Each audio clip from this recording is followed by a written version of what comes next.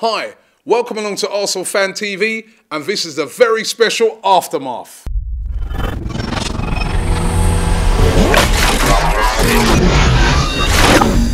It's a very special Aftermath today, and I'm joined here by a very special guest.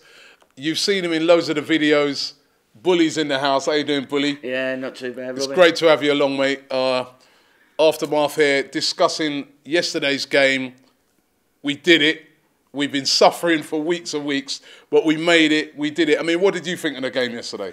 It was a bit nerve-wracking, although thankfully they come out and got the early goal in the second half. I hadn't even only just finished my pint and was going back to my seat when they scored. No, it wasn't pretty, but we'd done the job. And old school 1-0 to the Arsenal, wasn't it? Definitely. And it's been like that for the past few weeks, especially all the away games.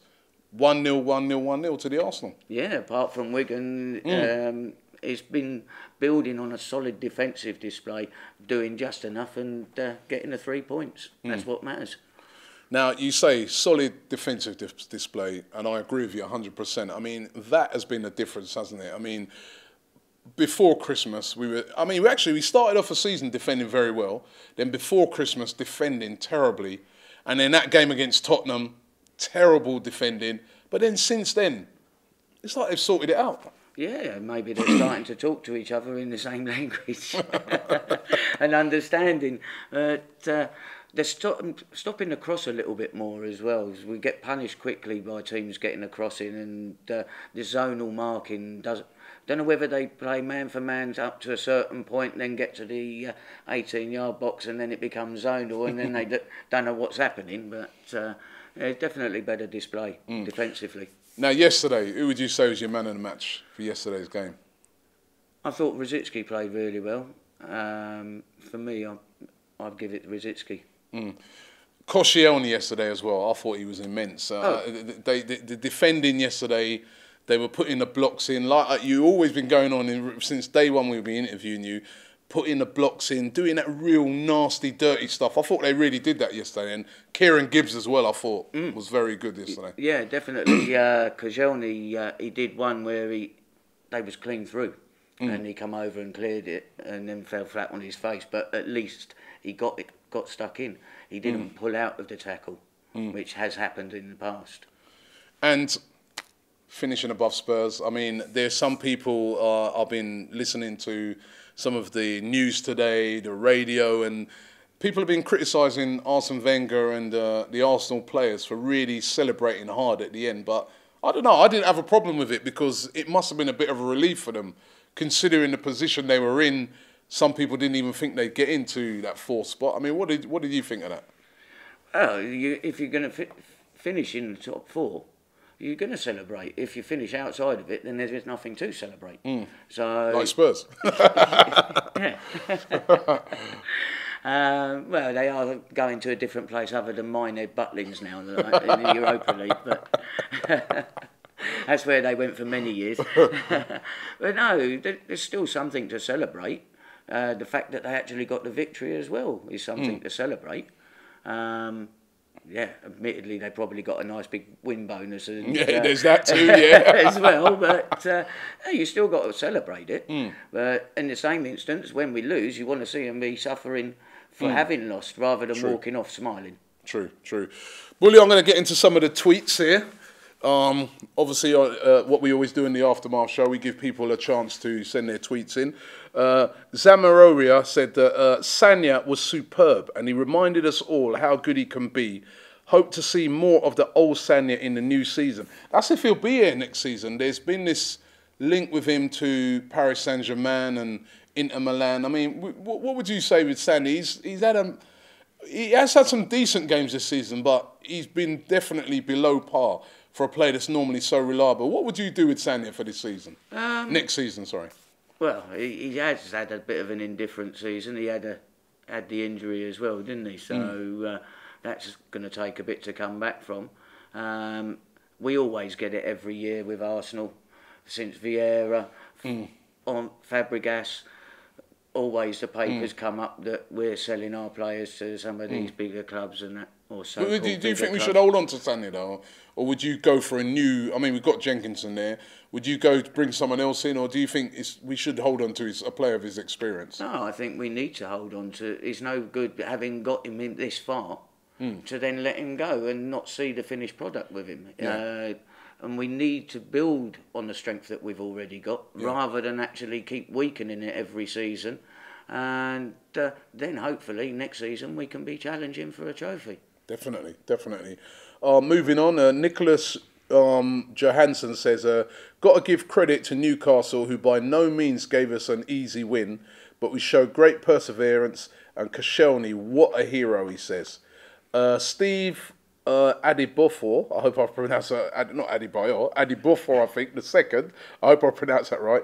He said it was a nerve-wracking game as usual, but got the job done. Never happy with fourth, but happy to be above Spurs, he says. Right, so, and he's also saying there's going to be extra cash for Arsenal to spend. So, yeah, and that as well, that getting into fourth place, more money to spend on players, don't you think? Definitely. We need to attract the bigger players, but what we don't want is to be losing out on players because they don't want to come to a team that's only going to challenge for fourth place. They want to be coming to a team that they know they're going to be at least challenging to win a trophy. But yeah, always good to finish above Spurs. All the time, all the time. AFC Wilshire says, our defence at the beginning of the season was the weakling for us. I think he means a weak point for us. He says, now it's our power. And I think he'd like to see Jovetic, Williams and Gonalons come in. Marco Leonardi, he says, 48 hours before kickoff. Wow, I never felt so nervous, he said at that time. But he said he's just relieved that we got fourth, and let's push on hard for next season and sign some top players. That seems to be the real theme at the moment. Hardy Singh says he was never so nervous towards the end of the game. He said, when Theo missed, I thought we'd blown it, but we went on to win it. I mean, when Theo missed that chance, I know you criticise Theo a lot sometimes. How was you feeling when he missed that chance with Theo? I think he also felt that he wished the floor had opened up and swallowed him. I was actually looking back at it. It wasn't that easy a chance in the end. He sort of tried to sort of instinctively just push it, and he hit the bar. My heart. I think he tried to push it too hard, and that's why he hit the bar. But no, it's one of the things with us, and if you've been a Gooner for many, many years, it's never easy. We like to do things the hard way. Theo Walcott, as I said, you've been critical of him sometimes throughout the season about his movement, etc.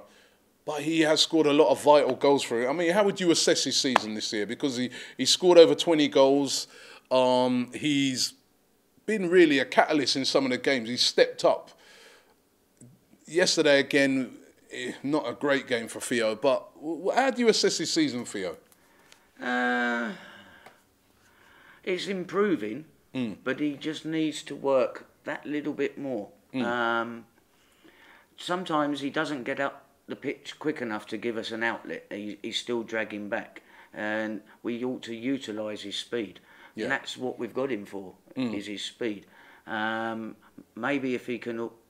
He wants to be a central striker, but a lot of the central defenders are going to just eat him up and manhandle him all over the place. So he needs to get himself a bit stronger so that he can hold these players off, make himself big when he's got get in the ball. gym. Yeah. Yeah, but he doesn't want to turn it into too much muscle where it slows him down. Yeah. But just be able to hold himself against bigger players. Okay, getting back in, Rushpang P says, next season, if we buy a world-class midfielder and a striker, we'll challenge for the title. He says, come on, you Gunners.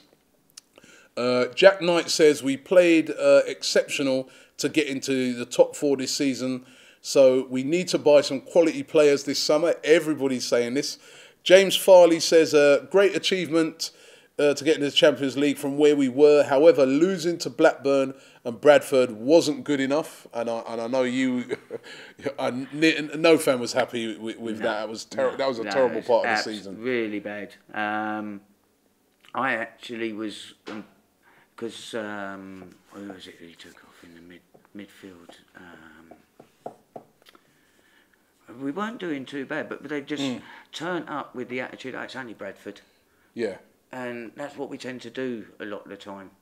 Did those games sort of literally teach them a lesson that they got to get their head down and they got to concentrate in order to deliver results, that they're not just going to be able to turn up and just do what they have over the past seasons? Did that focus their mind? That Bradford loss, that Blackburn loss, at home Blackburn, I think that was even a worse one. I mean, did that really focus them? Because it's sort of after that and the defeat at Tottenham, they completely changed. It definitely seems like it did. Well, thankfully, the season's over now. I've been able to have a shave because it was getting a bit long. I hadn't had a shave since the last defeat we'd had. But yeah, and if it has been those defeats, it's had the right effect on them, because sometimes you have to go really down to your lowest point to be able to bounce back up. Too many times you don't get down to the lowest point and you come back up and you're still going to have to go down again. So, yeah. Definitely. Last few here. Letitia says, world-class striker. Really hope Wenger spends big as if he's won the lottery. Danny Meehan says, squad dug deep. Really proud of the club. Great spirit. Koscielny head and shoulders above everyone on the pitch. Don't sell him. That's Wenger. And David Waite says, a decent season. Our defence got better. Cazorla, Koscielny, both had brilliant seasons. We must strengthen in the summer. Bully, everybody's saying the same thing. We've got to strengthen. I mean, what do you think? What sort of players, or what do you think we need to do to challenge next season? We just need to bring in a couple of new players, stronger players, proven players as well, to take the ones that we've got, that next step, where, because none of them have got the experience of winning anything. Really. So we need somebody to show them the way. And I don't see why we can't challenge. We've got to keep the players that we've got. And to move forward, you've got to build on what you've got, not rip it apart every season and then have to keep starting all over again. Because we started off all right at the beginning of the season, keeping clean sheets, but I think that was more the euphoria of the new players coming in. But then once they actually settled, you saw the flaws, and we was having some dodgy results. But then as they've got progressed through the season, especially over the last sort of 9 weeks, playing together so much longer, they're starting to get to know each other's runs and everything else like that. So we've just got to build on what we've got at the moment. We've got a good base there now, and we can challenge next season. The top three from this season have all got new managers next season. So they're all going to be wanting to do their thing their own way. So it might be a good chance for us to get in there. Yeah, definitely. Well, don't all shout out to spend money for Arsene too much, because otherwise he'll dig his heels in again and won't spend it. Well, this is the last aftermath for the season. It's been great having you here, Bully. Just before you go, Bully, I want you to take you've been to all the games. What's your favourite game of this season? Your favourite game, favourite atmosphere, the game you enjoyed the most for the season? What was it? Well, the atmosphere was absolutely brilliant yesterday. Yesterday was awesome, yeah. It was quite frightening. Although I nearly got a nosebleed how high they put you up in the stands at Newcastle, but that's for another show. But favourite game, was that yesterday or which? Yeah, I think so. Finally finishing off all the doubters and all the Tottenham fans thinking that they was going to nick it. Right, so yeah, to actually finishing above Tottenham is always going to be a good feeling. Well, it's been brilliant having you in all the interviews. Thank brilliant. You very much. Look forward to next season and catching up with you after every game as well. Bully for manager, they say. Sign him up, Arsene. Sign him up. Thanks for watching the aftermath. Leave your comments below. Give us your opinions as well. Me and Bully, we're going to go through all of your comments and we'll try and get back to as many of them as we possibly can. But thank you for tuning into the aftermath each and every week after the games. Clocking out here, Arsenal Fan TV, the aftermath. Get your official AFTV merchandise now, including the limited edition In Bully We Trust t-shirt, as well as the Arsenal Fan TV shirts and hoodies.